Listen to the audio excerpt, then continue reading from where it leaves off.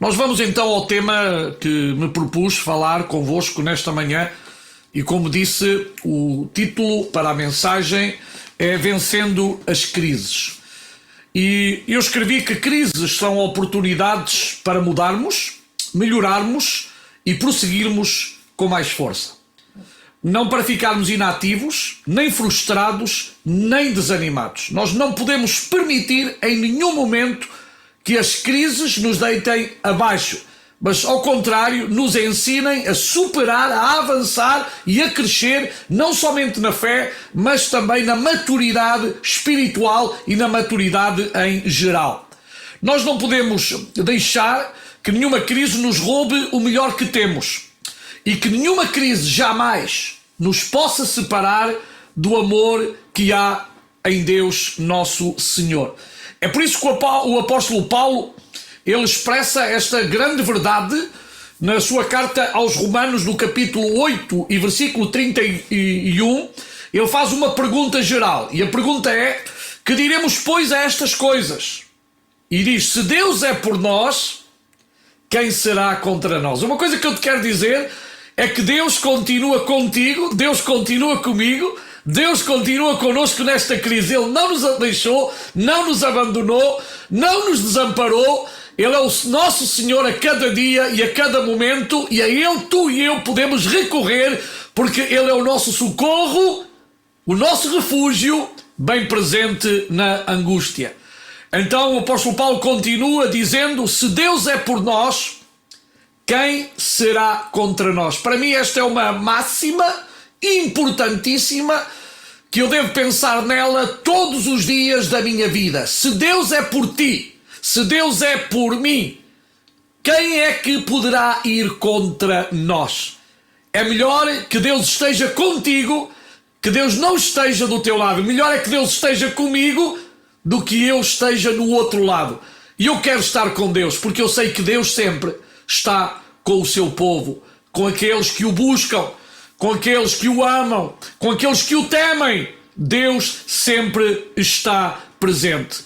E depois o apóstolo Paulo começa por dizer outra verdade muito interessante: aquele que nem mesmo o seu próprio filho poupou. Ora, se ele não teve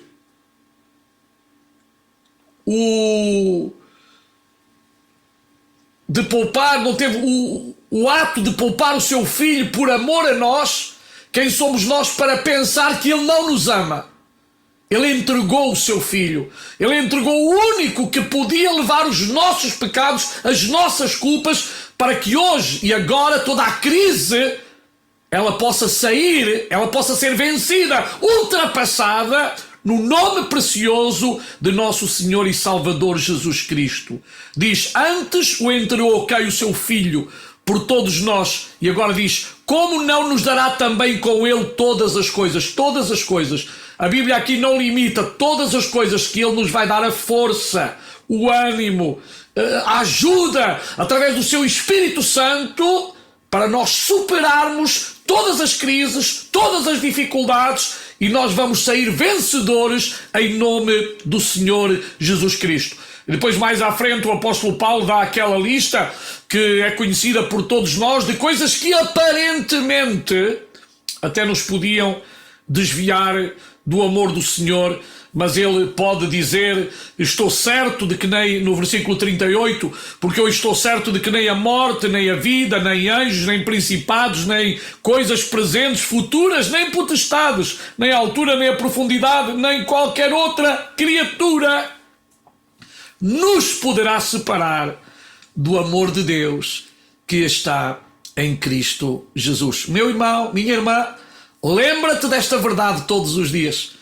Quando o inimigo vier ao teu ouvido segredar-te mais uma das suas mentiras, tu podes recordar esta palavra, dizendo que nada nem ninguém te pode separar do amor que está em Cristo Jesus, nosso Senhor, nosso Salvador, a quem honramos e glorificamos todos os dias.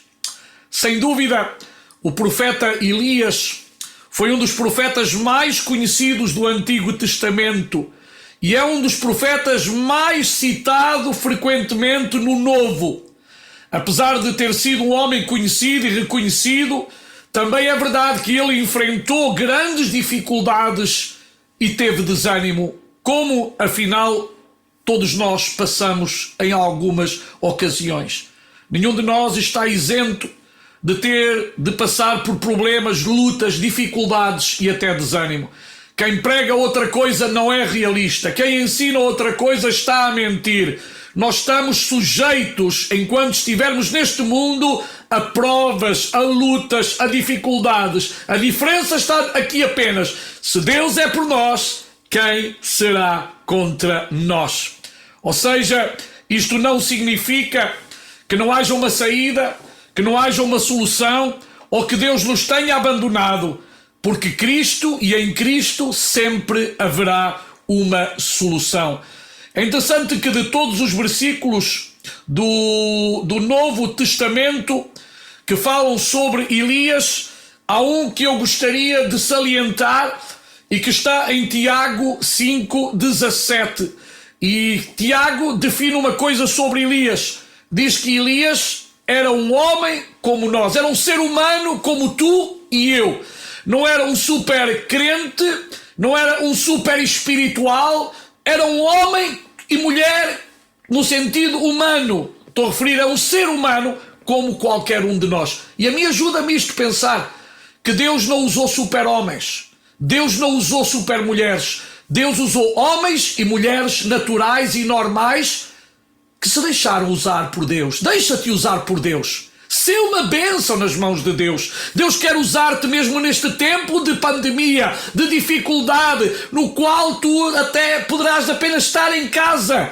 Mas a partir de onde tu estás, através de um telefonema, de uma mensagem, tu podes transmitir uma palavra de ânimo e de esperança aos teus amigos, aos teus vizinhos, a todos aqueles que estão à tua volta. Tu podes dizer-lhes que Deus os ama, porque Deus nos ama a todos e Deus quer o nosso bem. Deus quer levantar cada vida na sua presença para que uma vez mais continuemos a glorificar o nome do Senhor. Mas diz uma coisa sobre Elias, Tiago, que ele orou fervorosamente para que não chovesse, e não choveu sobre a terra durante 3 anos e meio. Então, nisto também vemos que Elias era um homem que acreditava no poder da oração.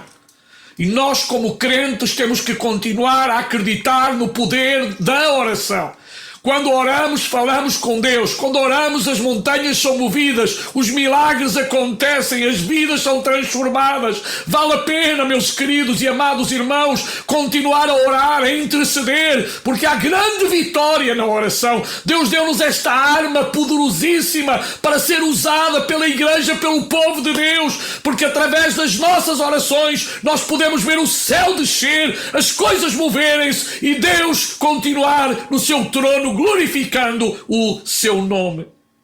Elias viveu 900 anos antes de Cristo. Durante o seu tempo de vida, ele conviveu com 2 reis, ou seja, o reino do norte, o rei Acabe e o rei Acasias. Infelizmente, nenhum destes reis foi um bom rei. Nenhum destes líderes foi um bom líder. Nenhum destes homens foi alguém que trouxe ajuda espiritual à nação de Israel. Foram reinados tristes, escuros e de alguma maneira de catástrofe espiritual para a nação de Israel. Como vocês sabem, a partir da divisão do reino do norte, chamado Reino de Israel, Jeroboão assumiu a liderança e ficou com as 10 tribos, e também foi dividido o reino do sul, e a partir daí ficaram 2 reinos, portanto, de uma só nação. Tudo isto por causa do pecado de Israel. Há uma coisa que Deus não tolera, é o pecado. Deus ama os pecadores, mas Deus não tolera o pecado. E é bom que todos nós, como crentes em Cristo, entendamos isto. Deus efetivamente ama todos os pecadores, Mas Deus não tolera o pecado no homem. Por isso, Ele enviou o seu Filho Jesus Cristo para tirar o pecado do mundo. Ele é a vacina para o pecado. Ele é o remédio para o pecado. Ele é a solução para o pecado. E o homem somente tem que ir a Jesus Cristo, que é o caminho, a verdade e a vida. E ninguém vai ao Pai senão por Ele. Jesus continua a ser a solução para os problemas da humanidade. Só em Jesus nós encontraremos verdadeira paz, verdadeira felicidade, verdadeiro sossego. É verdade que nós não encontramos na narrativa bíblica nada sobre a vida pessoal e familiar de Elias. É omitido, não fala absolutamente nada. A única informação é que ele era um tisbita. E aqui a palavra tisbita tem duas interpretações. Dizem que era nascido em Tisbe. A segunda é que era um tisbita era uma pessoa que o povo consultava nas suas doenças, nos seus problemas, era como um conselheiro espiritual, era um homem que recebia revelações da parte do Senhor e diz-nos mais que morava em Gileade, ou seja, a leste do rio Jordão. E o nome Elias significa o Senhor é Deus. Ou seja, cada vez que o nome Elias era pronunciado, estava-se a dizer ao povo, o Senhor é Deus. Interessante, como sabeis, os nomes para o povo de Israel sempre tinham um significado. E nós queremos que o Senhor seja verdadeiramente o nosso Deus, o nosso Senhor por absoluto, e que só o seu nome seja honrado. Para estudarmos a vida deste profeta, nós podemos fazê-lo a partir do primeiro livro de Reis, capítulo 17, versículo 2, e certamente aí nós poderemos estudar até 2 de Reis 2. Ok? 1 de Reis 17, 2 até 2 de Reis capítulo 2. E aí encontraremos toda a história de Elias. O seu ministério, como já disse, começa de uma maneira muito sucinta, ou seja, uma breve introdução, passa logo ao seu ministério e termina com o relato da sua ascensão ao céu. E como sabemos, apenas temos 2 homens no Antigo Testamento a quem lhe foi dado este privilégio. Primeiro Enoque e agora Elias. 2 homens que foram trasladados à glória, ao céu, sem terem provado a morte. É isto que a Bíblia nos ensina. Na primeira etapa do ministério de Elias, o reino do norte, que era onde ele precisamente profetiza, havia alcançado a sua melhor posição económica desde que havia ocorrido a separação depois da morte de Salomão. O seu pai, de nome Onri, portanto fez coisas que não agradaram a Deus, e certamente também o seu filho Acabe, que era o primeiro rei no tempo de Elias. Também a Bíblia declara no capítulo 16, versículo 29 a 32, que ele fez o que era mau aos olhos de Deus. Ou seja, não há nada a aprender com Acabe, porquanto não foi um homem que se preocupou em andar nos caminhos do Senhor. O seu pai, Onri, estabeleceu relações com as nações à sua volta e finalmente casou o seu filho, neste caso Acabe, com uma mulher que vai ser muito emblemática no sentido negativo, que é a Jezabel, que era filha de Etbaal, rei dos Sidónios. E sabem uma coisa, isto faz-me lembrar certos crentes e líderes que fazem alianças com o sistema mundano.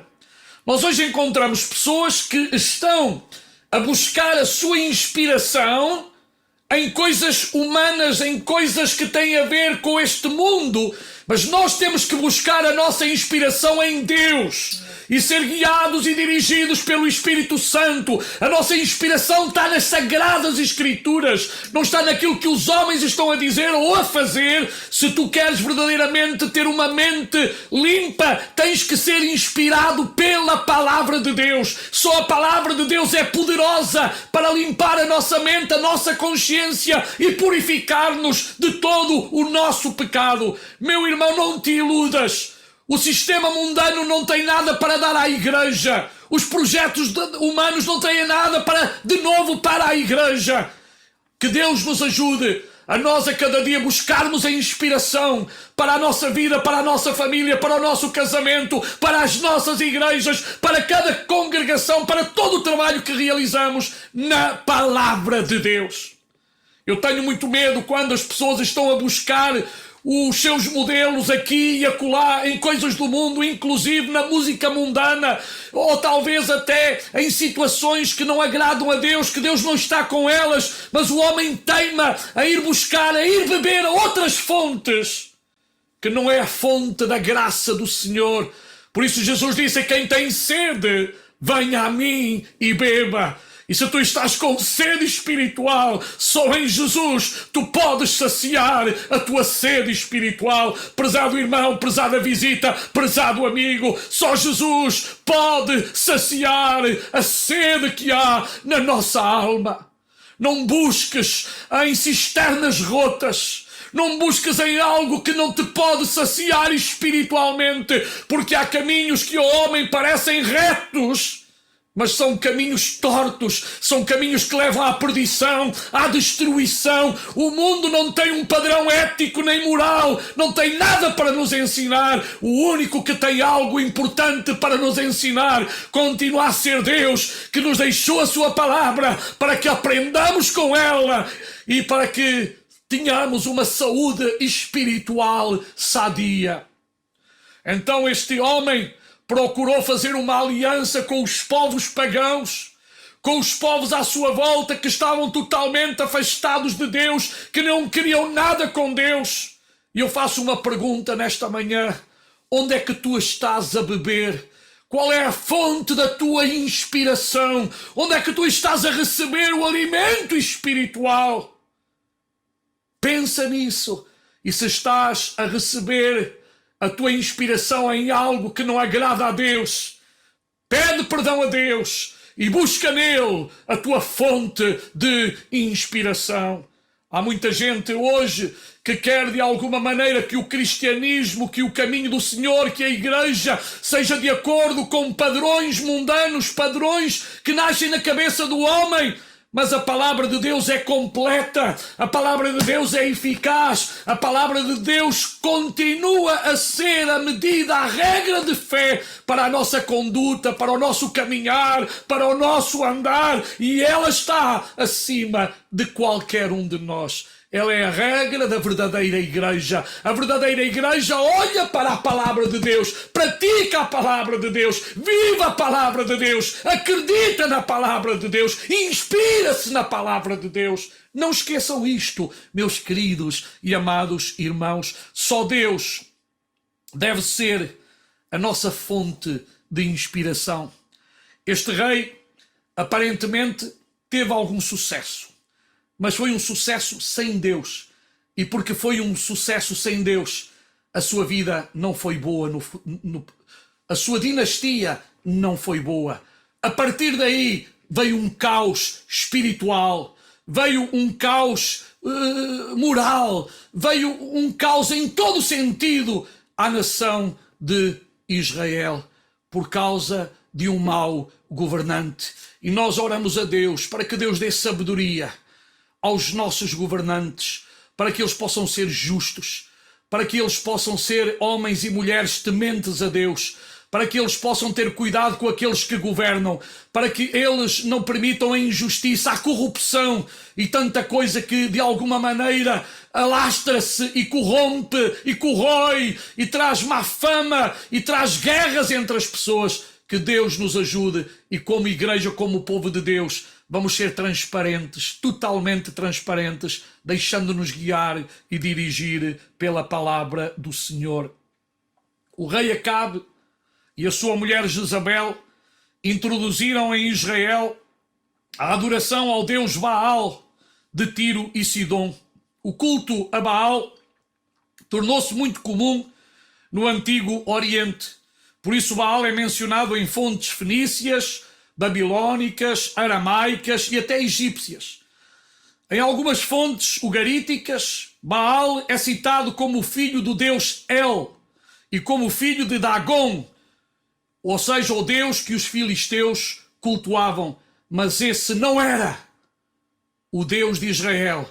Esse não é o nosso Deus, porque nós temos um só Deus criador dos céus e da terra. Amém. E que providenciou uma tão grande salvação através da pessoa bendita de nosso Senhor e Salvador Jesus Cristo. Acabe também encarregou-se de construir em Israel um templo para Baal, precisamente em Samaria, como vemos em 1 de Reis 16, 32 e 33, que diz: no templo de Baal, que ele mesmo tinha construído em Samaria, Acabe ergueu um altar para Baal, fez também um poste sagrado. Ele provocou a ira do Senhor, o Deus de Israel, mais do que todos os reis de Israel antes dele. Ou seja, até ele houve gente má, mas ele conseguiu ser o pior. Que Deus nos guarde de que nós não sejamos contaminados por nenhuma coisa. Quero-vos dizer que a igreja hoje tem a responsabilidade de ser a voz de Deus na terra. A igreja tem a responsabilidade de ser a voz de Deus na terra. Uma igreja que não é a voz de Deus na terra é porque não é igreja. A igreja verdadeira é constituída, como todos sabemos, por homens e mulheres.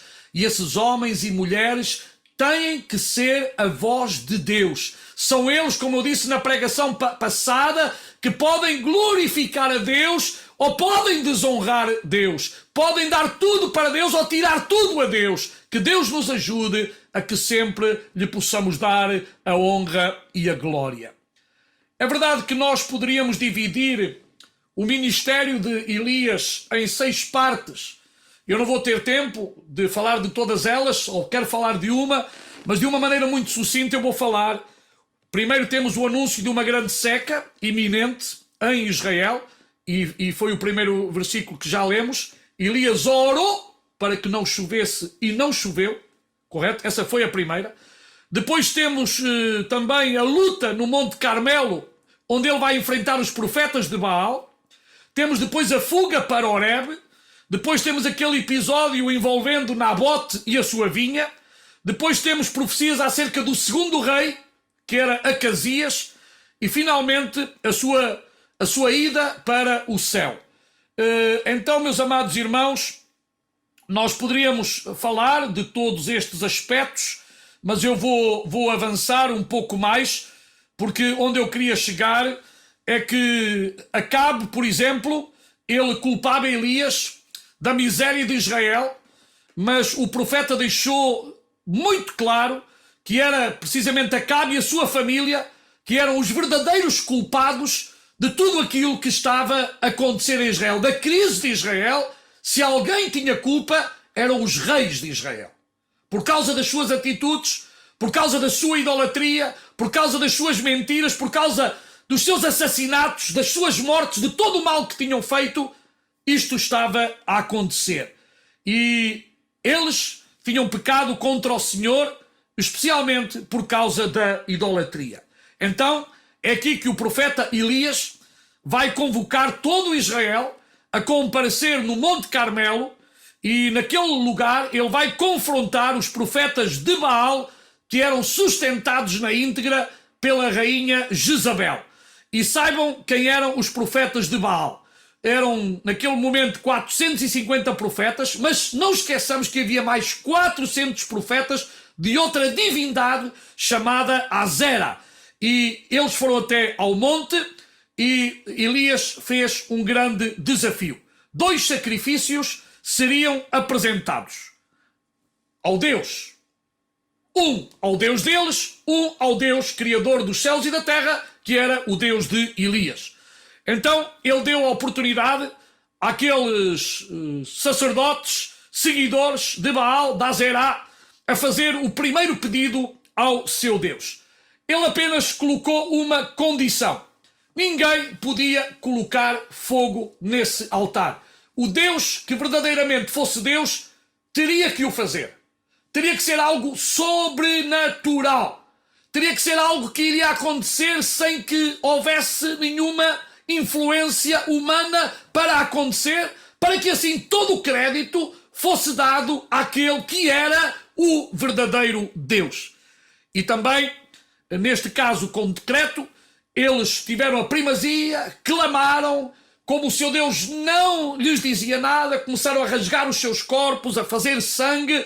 Nada aconteceu até que Elias decidiu que parasse por ali as coisas e agora fez uma coisa que aos olhos dos homens ainda tornaria mais difícil que o milagre acontecesse. Eu quero vos dizer que não há coisas difíceis que Deus não possa fazer. Lembra-te disto. Não há nada que Deus não possa fazer. E alguns dirão, há uma coisa, eu também concordo, Deus não pode pecar. Mas não há milagre que Deus não possa fazer. Não há situação que Deus não possa resolver, porque a Ele sim lhe foi dado todo o poder no céu e na terra. Então Elias pediu que fosse colocado sobre o altar. Primeiro reparou o altar. Eu não tenho tempo para todos os pormenores. Reparou o altar. Isto também significa muita coisa. Que o altar estava destruído. E eu pergunto, como é que está o teu altar nesta manhã? Como é que está o nosso altar nesta manhã? Como é que está a tua vida com Deus? Como é que está a tua vida com a tua esposa? O teu relacionamento com os irmãos? Com a igreja local? Como é que está a tua vida, meu irmão? Minha irmã? Guardas algo no teu coração contra alguém? Não deves guardar. Deves tirar cá para fora. Repara o altar da tua vida. Deus está a dar-te a oportunidade de reparares nesta manhã o teu altar. Deus quer habitar no teu altar. Deus quer ser glorificado no teu altar. Lembra-te que tu e eu somos templo do Espírito Santo e que o Espírito Santo vive em nós e Ele quer viver num altar que está preparado para dar toda a glória, toda a honra ao Senhor e que tem em primeiro lugar Deus sobre todas as coisas. Amém. Então, Elias mandou colocar água, mais água e finalmente o Deus dos milagres, o Deus dos impossíveis, o único e verdadeiro Deus enviou fogo do céu que consumiu não só o holocausto, mas consumiu todas as coisas até ao pó. E o povo aí pôde gritar: só o Senhor é Deus, só o Senhor é Deus. Bem, esta história é uma história fantástica. É uma história maravilhosa. É uma história que até nos dá ânimo, nos dá força. Mas sabe que depois deste momento, Elias passou por uma das situações mais difíceis que o ser humano pode passar. E alguém disse que depois de uma grande vitória veio uma grande provação. E é verdade. Como sabemos, a seca havia chegado ao fim, como Elias tinha anunciado. Ele tinha agora derrotado os profetas e agora, a seguir, ele vai passar por um momento de veras difícil, de veras conturbado para a sua vida. E a questão é esta. Muita gente não gosta de falar de depressão. Muita gente acha que falar de depressão é um tabu e não quer falar nela. E é verdade que há pessoas que têm um quadro depressivo, mas há pessoas que às vezes passam por um período de depressão, não sendo depressivos. Eu não vou fazer afirmações, mas uma coisa é certa, Elias passou por uma depressão. E nós não temos que ter medo desta palavra. Há gente que acha que é pecado passar por uma depressão. A Bíblia não diz que seja pecado. A Bíblia o que nos ensina é a vencer essa depressão, a sair por cima da depressão e a sair vencedor. Agora, por favor, não critiques quem está a passar por uma depressão. Não critiques quem está a passar por uma dificuldade, por uma crise. Porque na vida teremos crises, dificuldades e problemas. E isso, como eu já disse, é apenas para Deus mostrar o seu amor e a sua misericórdia sobre as nossas vidas. Continua a confiar no Senhor e também tens que fazer algo para sair dessa depressão. Tens que estar disposto a ouvir a voz de Deus, como nós vamos verificar que Elias ouviu, e ele vai ser levantado, vai ser de novo colocado a ministrar até que Deus o chama à sua presença. Então, perante este quadro, alguns comentaristas sugerem que provavelmente Elias sofreu de uma tristeza transitória. Eu não vou aqui criticar, mas temos várias referências bíblicas que nos ajudam a entender alguma coisa mais sobre este assunto. E eu gostaria de analisar 6 passos na vida de Elias para eu poder dizer que ele passou por uma depressão, passou por uma tristeza, passou por uma dificuldade. A primeira, como sabem, e nós temos que analisar isto muito bem, Elias sentiu-se cansado. No capítulo 18 de 1 aos Reis, versículo 46 diz: E a mão do Senhor estava sobre Elias, o qual cingiu os seus lombos e veio correndo perante Acabe até à entrada de Israel. É interessante que eu fui ver quantos quilómetros era esta caminhada, e ele foi a pé, a correr, e dizem os entendidos que, portanto, seria entre 25 a 30 quilómetros esta corrida. Imaginem-se um homem que vai a correr. Elias já não era um jovem e teve que fazer todo aquele caminhar à frente de Acabe, como vocês sabem, e foi a correr, e estava exausto, provavelmente com muito cansaço. E apesar das vitórias que nós alcancemos, temos que ter cuidado com o cansaço. Quando estamos cansados, nós estamos vulneráveis fisicamente e até emocionalmente. Eu quero dizer-vos que o diabo muitas vezes aproveita-se de nós quando estamos cansados. Porque quando estamos cansados, nós não temos o mesmo raciocínio. Quando estamos cansados, faltam-nos as forças. Às vezes nem sequer temos vontade. E foi nesta situação que Elias vai receber uma notícia muito má. Que Jezabel queria matá-lo. Que Jezabel queria acabar com a sua vida.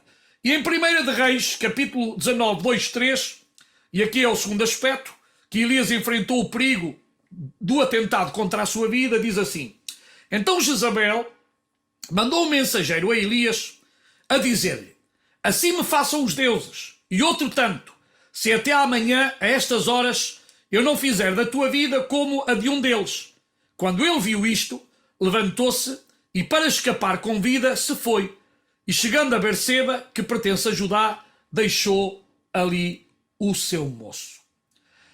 Quando ele fala com Deus, mais à frente, já na gruta, no capítulo 19, versículo 14, ele volta a queixar-se a Deus: é que me querem tirar a vida. Ou seja, verificamos que aquilo trouxe-lhe consequências ao seu ânimo, quando ele soube que alguém lhe queria tirar a vida. Neste caso, como todos nós sabemos, Jezabel ameaçou matá-lo. Pessoalmente, creio que ela não o faria. E eu explico porquê. Creio que ela não faria, porque se ela o quisesse matar, como é que ela lhe vai dar um aviso para o matar? Ela teria mandado os soldados a prendê-lo, a trazê-lo e matá-lo. Eu acho que ela tinha medo, porque ela tinha sabido o que tinha acontecido no Monte Carmelo. Ela sabia todos aqueles acontecimentos e ela sabia que com Deus não se pode brincar. Mas ela fez uma ameaça porque achou que o profeta ficaria vulnerável. E nós temos que ter cuidado com as más notícias.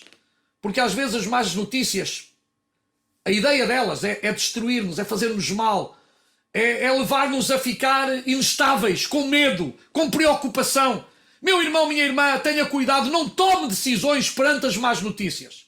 Espera um tempo, ora a Deus, fique em paz. Nunca tome uma decisão imediata depois de uma má notícia. Tenha tempo para orar, tenha tempo para buscar a face do Senhor e só depois tome decisões. Quantas decisões têm sido precipitadas por não estarmos no estado anímico que deveríamos estar? Depois, o terceiro aspecto é o desinteresse pela vida. Achar que a vida já não tem sentido. Há muita gente que acha que a solução é tirar-se a vida. Essa não é uma solução. Não é solução para ninguém. O inimigo das nossas almas deseja que o homem ponha termo à sua vida. Mas Deus veio para dar vida e vida com abundância. Deus não quer que tu fiques frustrado ao ponto de pensares que a solução está em tirar-te a tua própria vida, ou terminar com a tua vida, ou até morrer.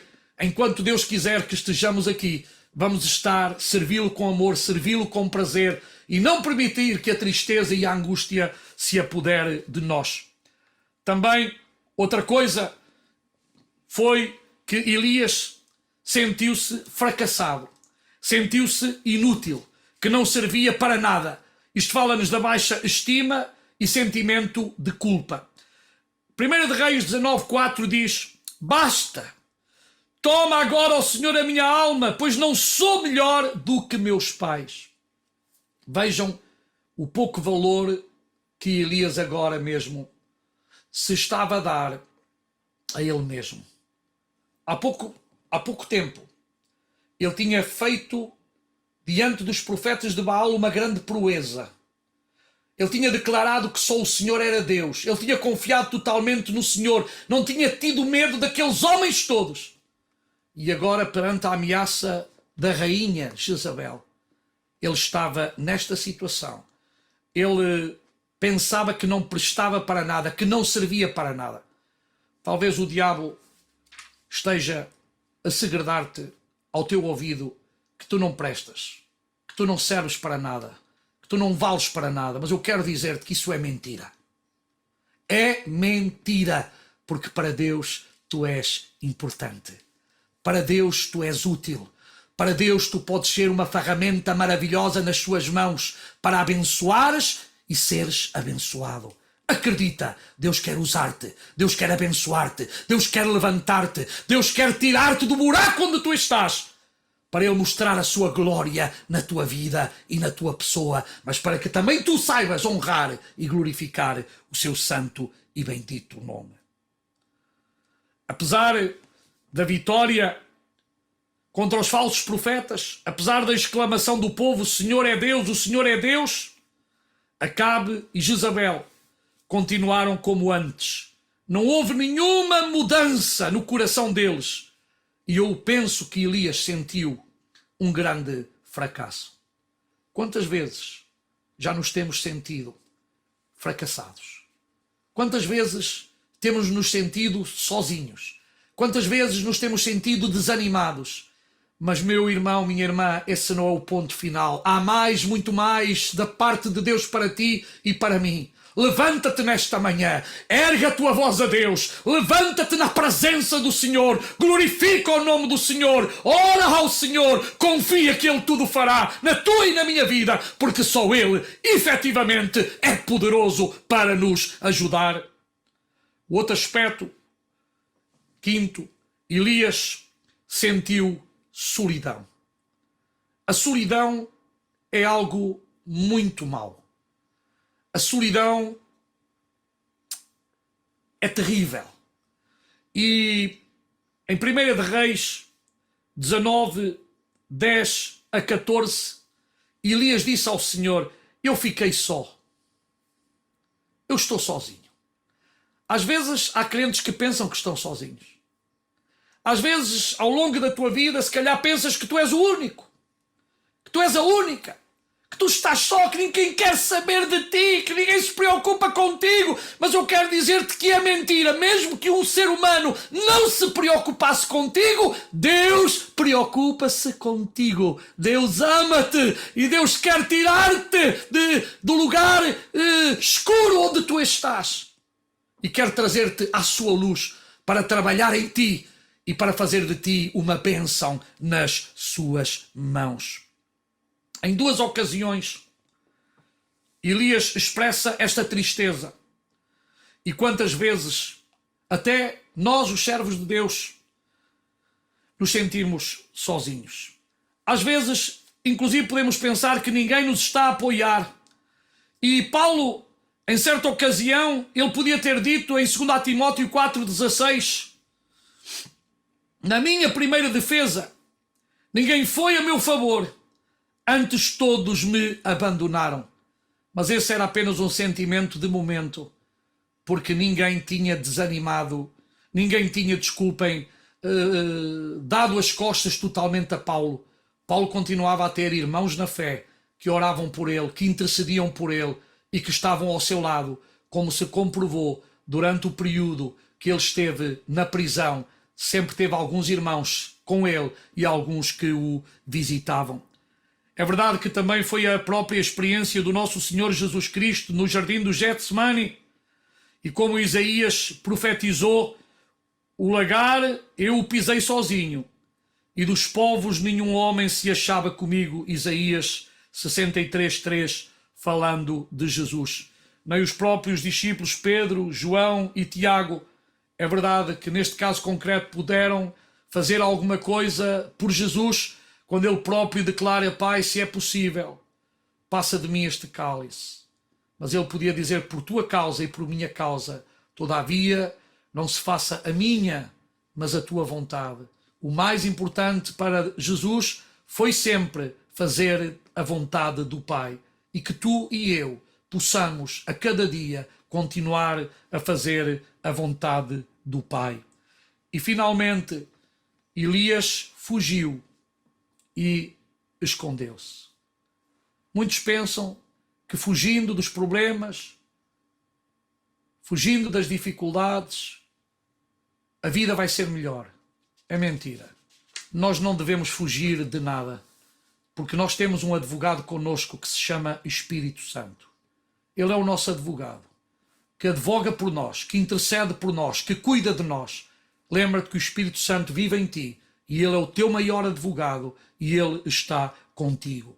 Então, capítulo 19, versículo 9, 1 de Reis diz: ali entrou numa caverna onde passou a noite. Ali entrou numa caverna onde passou a noite. Aparentemente, se este versículo terminasse aqui, era triste. Seria muito triste. Onde é que o versículo está na tua vida? Se tu pensas que tudo acabou, se tu pensas que escondendo-te de Deus, escondendo-te das pessoas, vais ter a solução daquilo que tu precisas, estás enganado. E eu quero dizer-te que Deus sabia onde estava Elias e Deus sabe onde tu estás. Deus sabe onde cada um de nós está. Deus conhece os nossos corações. Deus conhece o nosso interior. Deus sabe tudo acerca da nossa vida e Deus preocupa-se connosco. É por isso que agora vem Deus e faz uma pergunta. Primeiro, e eu poderia não falar destes pormenores, como sabem, aconteceram alguns movimentos em que talvez Elias pensou que daí ia sair alguma coisa. Mas eu gosto muito da expressão que diz que se ouviu uma voz suave e delicada, perguntando: que fazes aí, Elias? Elias, naquele momento, precisava de sentir uma voz de amor. Uma voz de alguém que se preocupava com ele. De alguém que tem poder para restaurar, para ajudar e para levantar. E não foi Deus que tirou Elias da cova, foi ele que saiu da cova até à porta da gruta. Hoje é o teu dia de saíres da tua gruta. Hoje é o dia de saíres do teu isolamento no sentido espiritual. Hoje é o dia de tu vires para a porta e colocares-te na presença de Deus e dizer a Deus: aqui estou eu, tal qual sou, preciso de ti. Ajuda-me, Senhor. Vem à minha vida, vem ao meu coração. Quero que tu sejas glorificado em mim. A missão de Elias não terminou. Eu não vou demorar muito mais tempo, mas a verdade é que a partir daí, Elias regressou ao lugar de onde tinha saído para dar continuidade ao ministério que Deus lhe deu. Volta ao lugar onde Deus te chamou. Volta para a tua igreja. Volta para Deus. Volta precisamente para o grupo daqueles que pregam a palavra do Senhor legitimamente, honestamente. Ouve a palavra de Deus, cresce com a palavra de Deus, não com a palavra dos homens. Agarra-te à palavra de Deus, deixa-te de modismos, deixa-te de coisas que só te levam longe de Deus, mas agarra-te à palavra do Senhor. Não te agarres a um grupo onde não segue a palavra, não te agarres a ninguém que não confia em Deus. Não te agarres à religião, agarra-te a Deus que é Espírito e atua sobre nós em Espírito e em verdade. Agarra-te à palavra do Senhor. Não deixes de agarrar-te. E então, ele é dirigido por Deus, tem mais mensagens para transmitir, foi mal entendido, mas finalmente Deus arrebatou e levou-o para junto dele. Nós, os filhos de Deus, estamos à espera do aparecimento em glória de nosso Senhor e Salvador Jesus Cristo. Não sabemos o dia, não sabemos a hora, mas sabemos que Ele virá buscar a sua igreja. E se entretanto não vier e nos chamar à sua presença, vamos estar preparados para nos encontrarmos com Deus. Que Deus ricamente vos abençoe e que a paz do Senhor reine nos vossos corações. Vou fazer uma pequena oração. Pai amado, Pai querido, eu oro por cada um dos meus irmãos que nesta manhã me estão a ouvir. Que a tua bênção seja sobre eles. Levanta-os e guarda-os. E se algum tem andado afastado dos teus caminhos, traze-o de novo aos teus caminhos, à tua porta, para que possa verdadeiramente ter vida e vida com abundância. Em nome de Jesus. Amém.